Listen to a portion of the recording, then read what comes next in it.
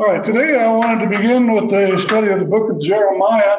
I had a number of folks, and so you remember I asked a couple of times what people would like to study, and I had 3 or 4 people suggest Jeremiah. One of them backed out of it because Jeremiah tends to be a rather difficult book in the sense that it's a kind of a doom and gloom book, really, in some respects. I think that's really not fair to think of Jeremiah totally as a book of judgment and destruction and idolatry, because there are some really marvelous passages of hope in the book of Jeremiah. I will talk about that again in a little bit, but it does have a lot of difficult things about sin and judgment and idolatry and immorality and so on, and it just is. And sometimes you've got to know what the bad news is before you can have the good news. So we're gonna go ahead with Jeremiah. We're not going to study it verse by verse, at least past the first chapter, because it's just too much. It's 52 chapters. Most of them are long chapters, which makes Jeremiah the longest book in the whole Bible. Some people think of the book of Psalms as a book, but actually Psalms is a collection, whereas Jeremiah is a book. Isaiah is a book. Psalms is a collection of 150 Psalms, and they are not related to each other except in a few cases. So it's the longest book in the Bible in terms of the number of words and the sheer length of it. It's not got the most chapters, but it's the longest one. So we're going to begin with Jeremiah today. We're not going to be looking at the text of Jeremiah, at least not much, because I need to give you some background.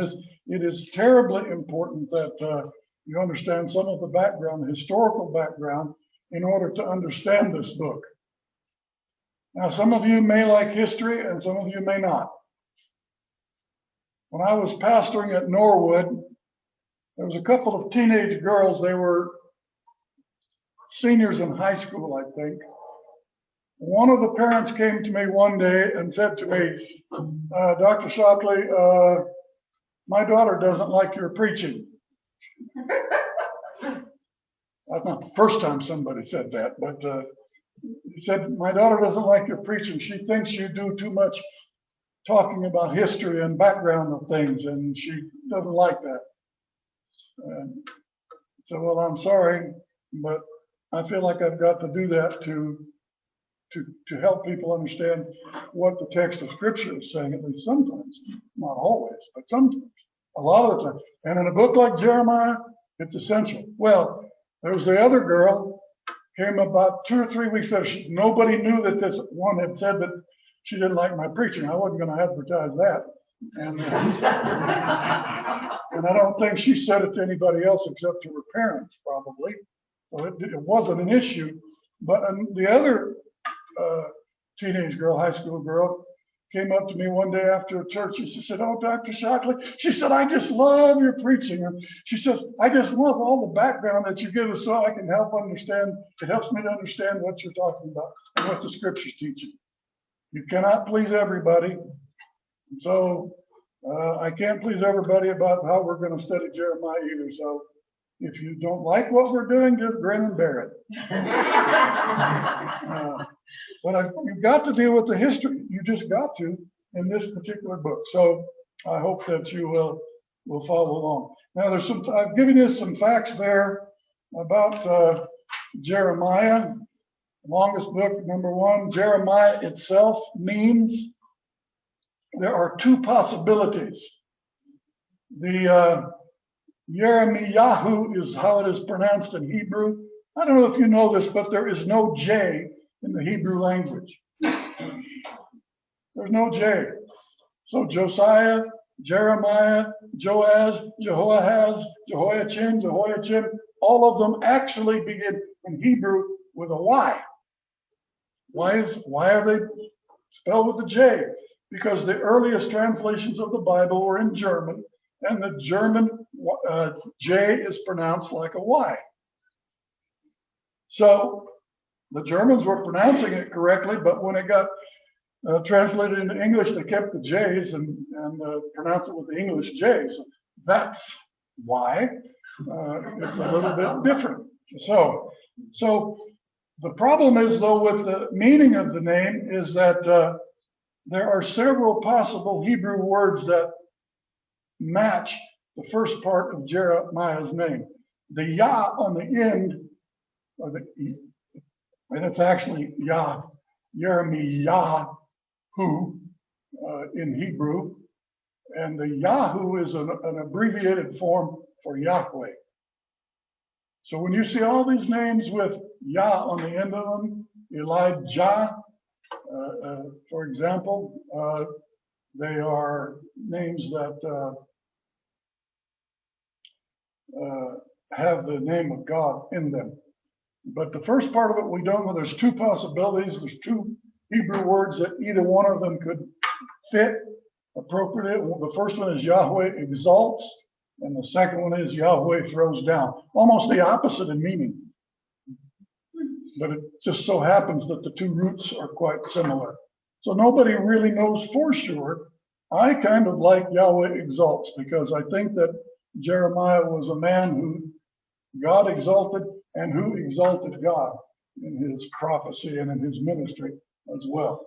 So he really wasn't a bullfrog? Oh. Yes, I was going to start with that and I forgot. I have discovered in my reading that Jeremiah was not a bullfrog, but he is a friend of mine.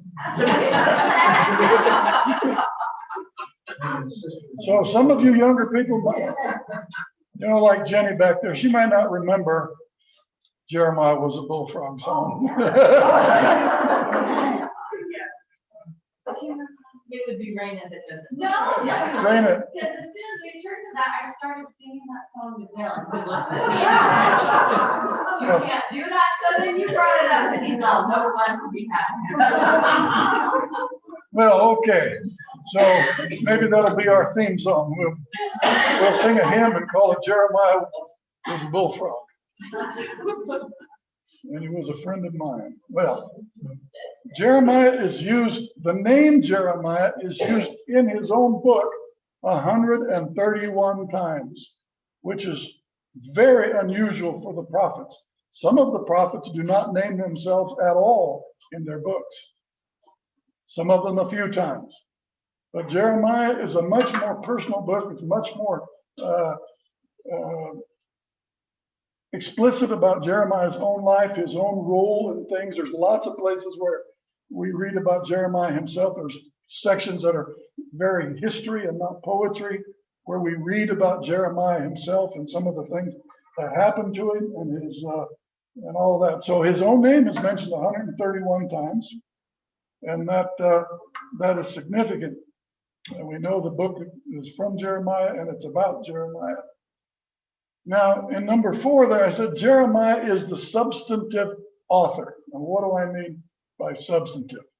I mean that the substance of the book was written by Jeremiah, preached by Jeremiah, although we know at least in one case with a scribe named Baruch that we'll see a bit later on, he helped Jeremiah to write his text down. All of Jeremiah's writings were destroyed one time, and then it had to rewrite it, and Baruch helped Jeremiah to do that. So, but the content is from Jeremiah. He probably wrote most of it himself. What most of us don't realize is how terribly difficult it was to write in the Old Testament era.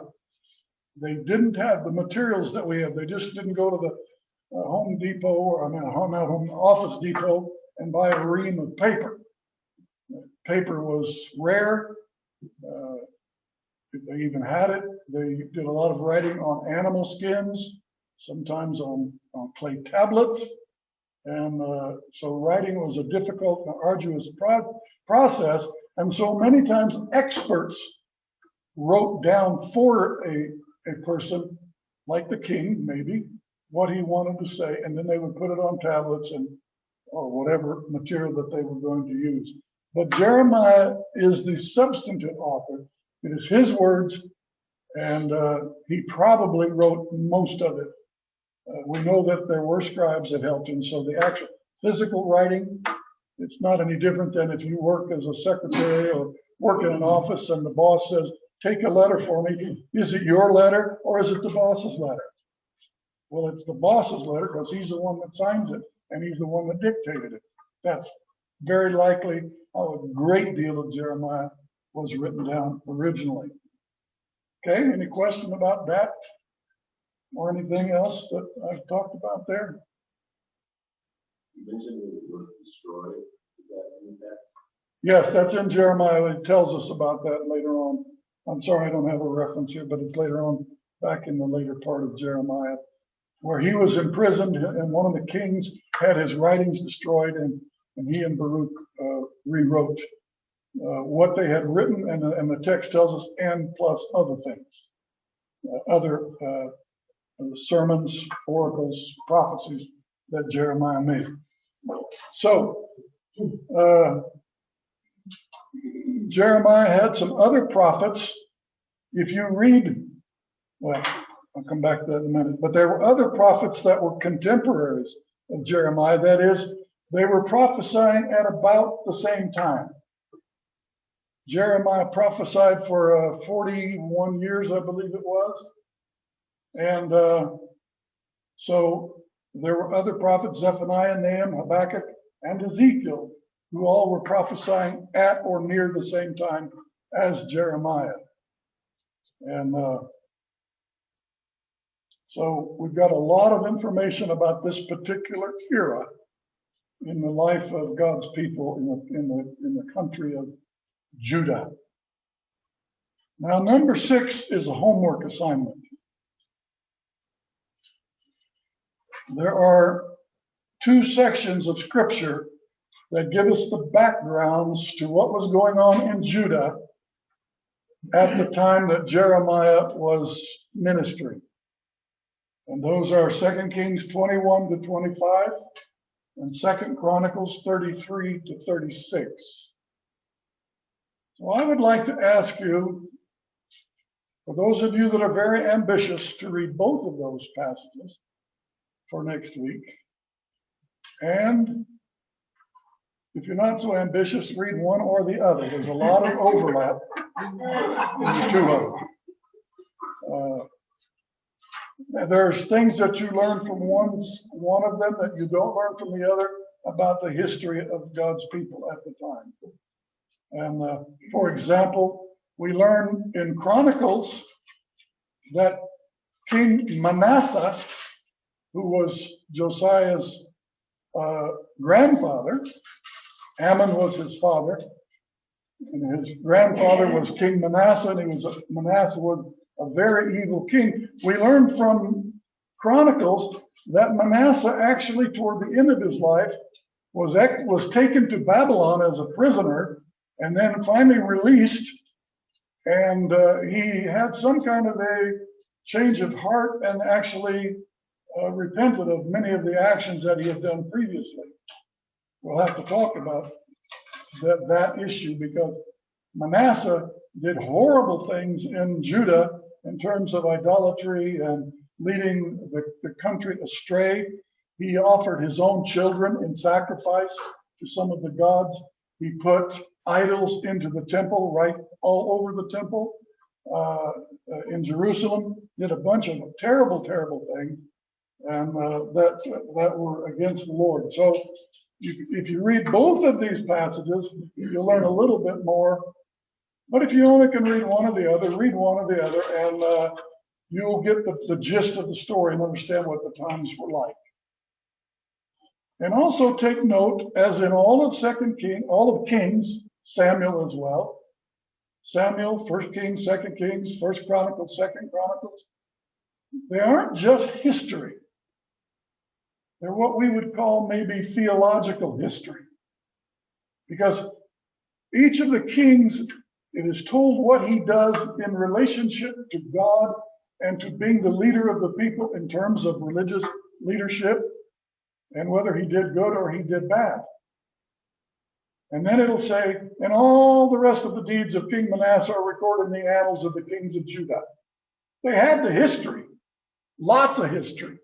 They only tell us the key things of how they were as the kings who were supposed to be kings under God, but for the most part were not. Okay?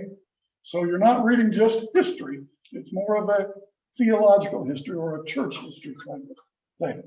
Okay? So who will raise their hand and commit to read at least one of these sections for next week? I want to see everybody's hand up. This is where I'm becoming a genuine, real teacher. If you were my graduate students, you wouldn't have any choice. You'd be reading that and a whole lot of other stuff.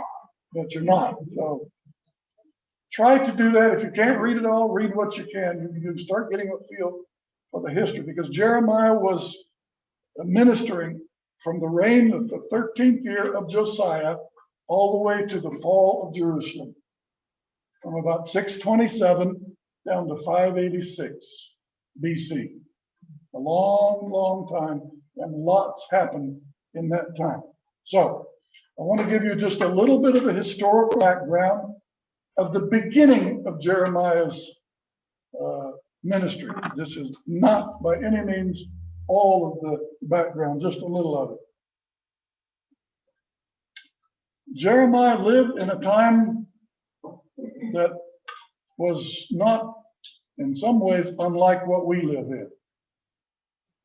It was a very, very troubled time.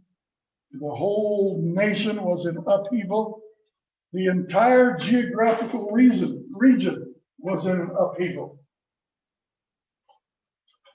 And I need to try to explain just a little bit here.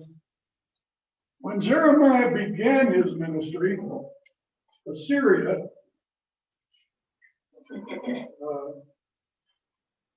mostly in this part, you can see where it says Assyria right in here. This is the area that was of the original Assyrian Empire. Well, the Assyrians had expanded their empire down here to the border of Egypt. In fact, at one time, they actually conquered all of Egypt over here and controlled Egypt. They didn't control it for long, and this is a little bit area. This area here is showing the Babylonian Empire, and the Babylonians conquered it as well. But for the most part, Egypt was a superpower, as was Assyria, and then later on Babylon. Babylon is right down here, right there. And so now you need to understand the geography just a tad here. You know what this is right here? The Arabian Desert. The Arabian Desert. So when in the book of Jeremiah and other prophets or history, you hear that the enemies of Israel are they talk about coming out of the north, coming out of the north, coming out of the north. Well, they're actually coming from the east. But to get there, they've got to come all the way up in here along the Euphrates River, which is right there, and come south down here. Now, why did they always bother Judah, Israel previously? The northern kingdom of Israel, capital at Samaria, right up in here, fell to the Assyrian army in 722 BC. And then they went on down and conquered Egypt, or at least part of Egypt. Now, why? They had to come this way to get down here. And these were the empires that fought. There were also some nations up in here early on, the Hittites and some others, and up in this area that were constantly at war with Assyria as well. But for them to come from Babylon to get to Egypt, they had to come right down the coast here. And Judah is right here. Little country, relatively little country of Judah. Caught in the middle all the time. Every time Egypt wanted to fight Assyria, or Egypt wanted to fight Babylon, or Babylon wanted to invade, or Assyria wanted to invade, they had to come right smack through Judah. So they wanted to try to control Judah and Edom and Moab and all of this whole area. That's why these empires fought over it, because if they could control this region, It gave them a buffer for the attacks of the enemy, whether it was going this way from Egypt or going this way from Babylon and Assyria. So the whole world was in a turmoil at the time. It would be like World War II. They were constantly at war, massive armies, ferociously vicious people, the Babylonians and the Assyrians. Was that during the time, I know there was a time when Israel, or the Jewish people, every other king it seemed like was against God. It's more than every other king. All the kings of Israel and most of the kings of Judah were not good kings in terms of their obedience to God. You can name, there's about a handful of them that you can name. We're going to talk about a couple of them when we get down later. Okay, well, I'm not really just trying to do history, but you got to understand that these empires were fighting over this land right here. And that's why Judah is in the way. And sometimes you'll see that the Judean kings turned to Egypt and tried to ally themselves with Egypt. And sometimes they even allied, the king of Judah allied himself against Israel. He allied himself with Assyria.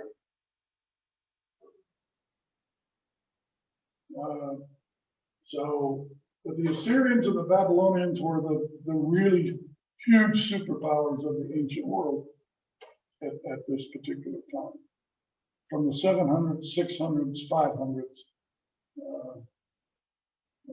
Well, did they have boats? Do they have what? Did they have boats when they attacked or? Boats?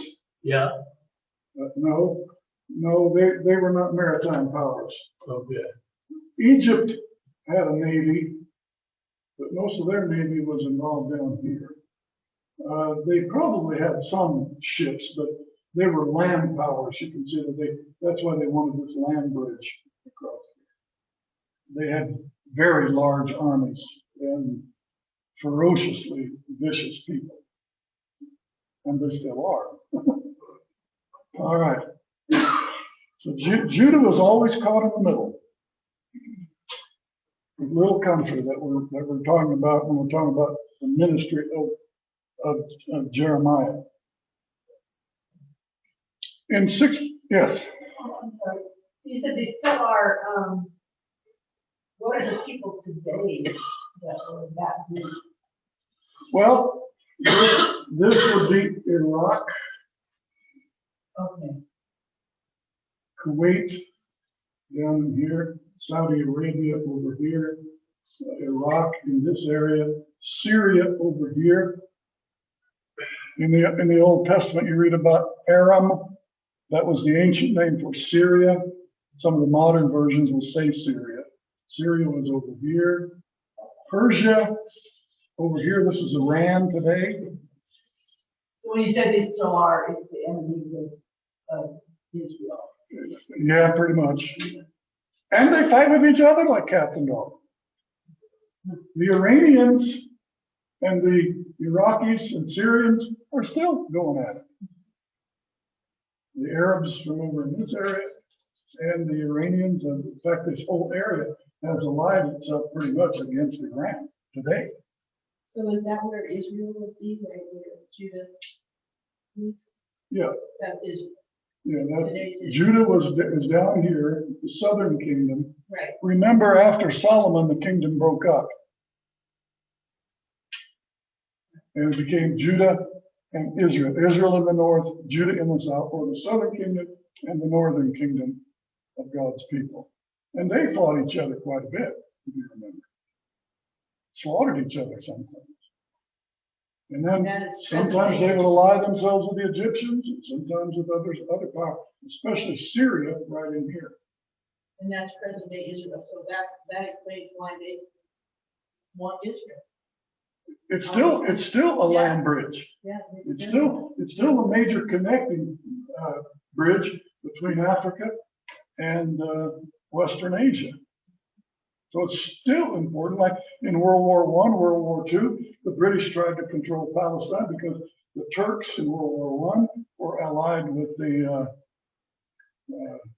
in World War II were allied with the Germans, And so they wanted to try to control this area to keep them from coming south through Turkey. Is that island Malta? Malta's Right. over here. Oh, it's okay. It's off of this map. It's over here. This is Cyprus. You hear about Cyprus? Crete is right over here. It's not on this map either. Oh, no. But this was a turbulent time. Okay, King Josiah became the king in 640 BC. You read these background scriptures that I was talking about a little bit ago. Josiah became the king in 640 when he was only 8 years old.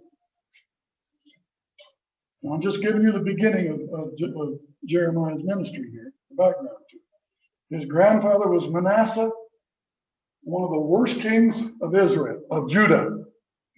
Jeroboam the first was the worst king in the northern kingdom.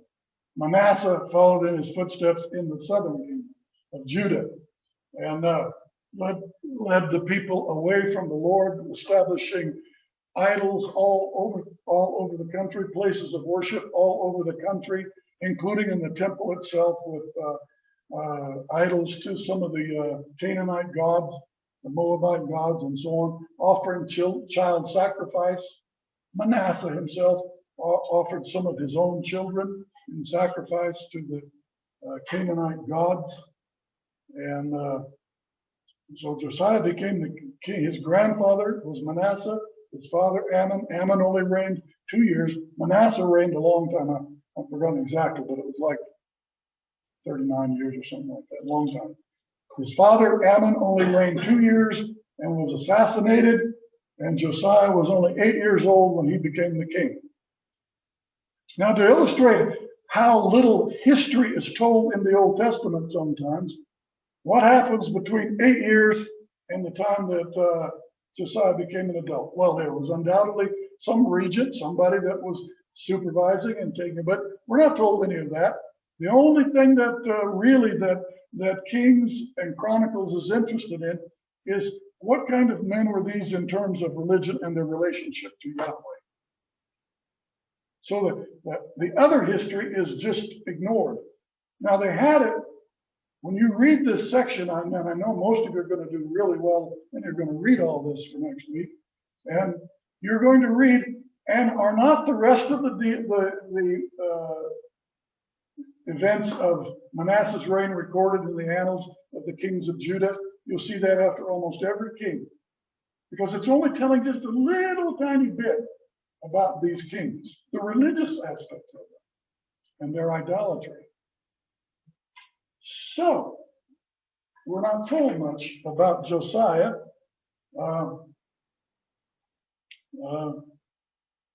but he was a very young man when he became the king of Judah. And both his father and his grandfather have led Judah astray big time. They were two of the worst kings in Judah's history.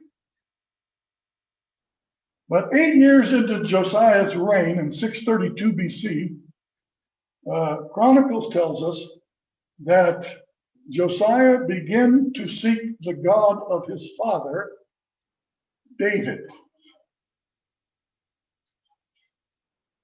That's a little interesting, I thought. His father was Ammon. His grandfather was Manasseh.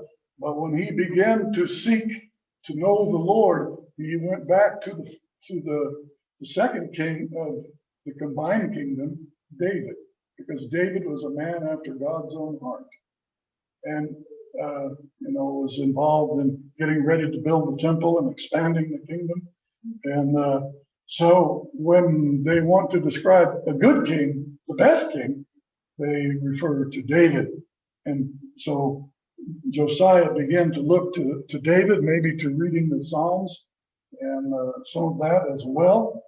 And it says by the 13th year, 628 or 629 or so, Josiah began to reform the nation. He was a reformer. He rejected all that his grandfather and his father had done, began to seek the Lord and turn to the Lord. And by his 13th year, he 13th year of his reign. So there was 8 years between his 8 years into his reign and then the 13th year. So that's just 5 years in there, isn't it? But he began to reform the nation and change its commitments and try to turn it back to God. And he began purging the country of false religious practices and idolatry that Manasseh had supported. He was trying to turn the nation, Judah, back to the Lord. Okay? In his 18th year, down there in the middle of number 3 down there, 622 BC, they discovered a book of the law in the temple. That illustrates for us how bad things have gotten. They discovered a book found it in the temple. There were priests, thousands of them, that ministered in the temple, the high priest and a whole lot of sub-priests that should have been teaching the law, should have been involved with the law, but things had gotten so bad under Manasseh that basically the Bible itself was lost, or a portion of the Bible. And in Josiah's 18th year, they found a book that's called the Book of the Law, or the Book of the Covenant, or the Book of the Law of Moses. It's called all those things in Kings and Jeremiah. Most scholars think it was the Book of Deuteronomy or something about like the Book of Deuteronomy because of the way it is described. And it was found in the temple after Josiah had begun his reform. So he was trying to turn the people back to the Lord. They found this book, and that spurred another big reform aspect. And Josiah himself led the whole nation in reaffirming its covenant with the Lord. They celebrated the Passover in Josiah's 18th year for the first time in who knows how long. They had not done the Passover. Now, individual Israelites may have, but the nation was a nation of apostates, really, most of whom had turned away from the Lord. There's always a remnant, but they were far and few between. But Josiah was trying to turn the nation back. So when this book of the law was found and he read it, it says that he tore his robes because he realized that the nation was under dire consequences. Well, you read the first, the Second Kings and Second Chronicles passages, and you'll understand a little bit more about what happened during that time. It was in 627. Remember, the reform began in 628. It was in 627 in the 12th year, the 13th year of Josiah's reign, that the Lord called Jeremiah to be a prophet. Okay? In the 13th year of Josiah's reign. He's trying to reform the nation. He's trying to overturn what his father Ammon and his grandfather Manasseh had done. Meanwhile, the same year, or near that, maybe the year after, but right near that, the last great king of the Assyrian Empire died, a man named Ashurbanipal. He died. It left Assyria in a very weakened position.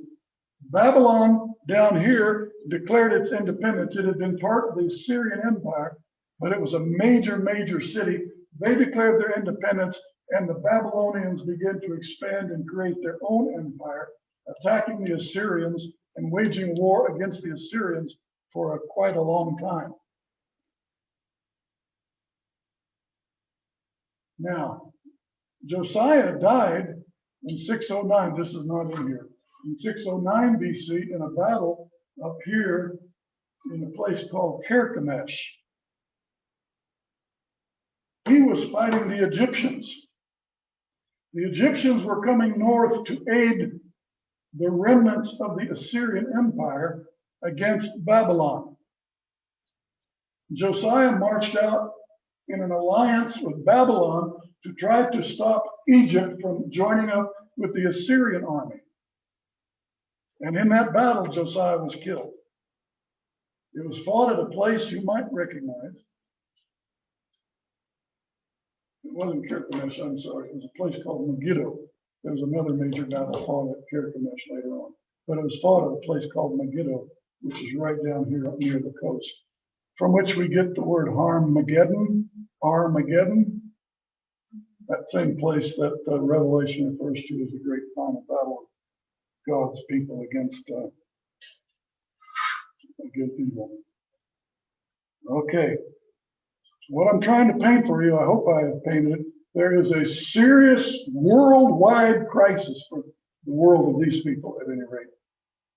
And the whole region is in turmoil, including little Judah, which is caught between Egypt, Babylon, and Assyria. That's when Jeremiah was preaching. It was not an easy time to be a prophet. Because Jeremiah doesn't just deal with Judah.